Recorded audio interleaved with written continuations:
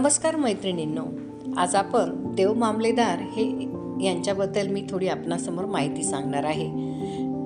त्यांना यशवंतराव महाराज असे म्हटले जाते. हे एक ब्रिटिशकालीन महसूल अधिकारी होते, जे त्यांच्या मानवता, करुणा आणि लोकात ते प्रिय असलेले सेवेमुळे ते प्रिय होते, म्हणून त्यांना देव म्हणून ओळखले जाऊ लागले आणि त्यांचे सटाणा येथे मंदिर बांधले गेले.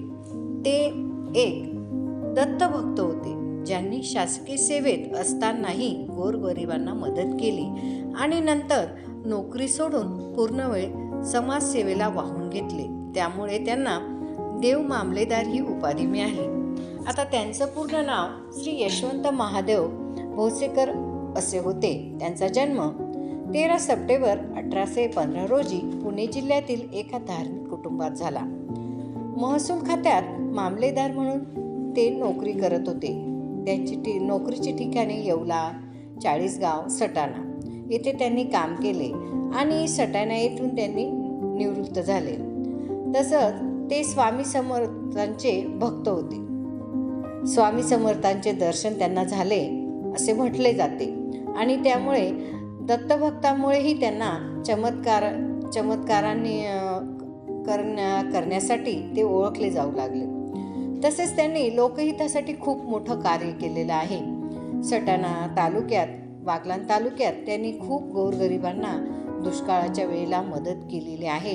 अगदी बेवारस मृतदेहांचा अंत्यसंस्कार करणे, गरजू मुलांचे लग्न लावून देणे, मुंज करणे, मुलांना शिक्षणासाठी मदत करणे, यासारखी लोकहिताची खूप अशी कामे त्यांनी केली आणि मानवतेच्या सेवेसाठी त्यांनी आपल्या नोकरीचा राजीनामा दिला. पण जनता त्यांना सोडू शकली नाही. त्यांनी देव हे नाव त्यांना दिले. त्यांची समाधी 12 डिसेंबर 1887 रोजी त्यांचे निधन झाले आणि त्यांची जी समाधी आहे त्या नाशिकच्या रामकुंडाजवळ त्यांचे समाधीचे मोठे मंदिर बांधले गेले आहे, ज्याला यशवंत महाराज पटांगण असं म्हटलं जातं. जर आपण नाशिकला आला तर त्या यशवंत महाराज पटांगणावर नक्की जा. त्या ठिकाणी त्यांची समाधी आहे आणि ते अतिशय छान अशी समाधीचं मंदिर त्यांचं आहे. तसंच त्यांच्या विलक्षण सेवाभावामुळे आणि दैवी प्रभावामुळे त्यांना देव मामलेदार म्हणून ओळखले जाऊ लागले आणि ते लोकांमध्ये प्रिय झाले. तसंच आता ही देव मामलेदार यांची यात्रा म्हणजे अतिशय छान असते बरं का, बघण्यासारखी. बागलाण तालुक्यातील सर्व खेड्यातील पाड्यातील लोक या यात्रेत येत असतात आणि यशवंत महाराज यात्रेची आतुरतेने वाट पाहत असतात. यात्रा अतिशय सुंदर अशी भरत असते. या ठिकाणी खूप मोठी यात्रा भरते. या यात्रेमध्ये पूर्णपणे भाविक आपल्या मनोभावे देवाचं दर्शन घेण्यासाठी येत असतात आणि बागलाण तालुक्यामध्ये ही यात्रा प्रसिद्ध आहे. तर आपण जेव्हा सटाण्यामध्ये जाल तेव्हा यशवंत महाराज मंदिर हे नक्की या ठिकाणी आपण भेट द्या आणि या देव मामलेदार यांच्या मंदिराचा आपण भेट दिल्यानंतर आपल्याला समजेल की त्यांनी किती मोठं कार्य केलेलं आहे. आणि नाशिकच्या जेव्हा आपण देव मामलेदार यांची नाशिकची गोदा तीरावरची जी समाधीचं मंदिर पाहाल ते पण खूप छान आहे.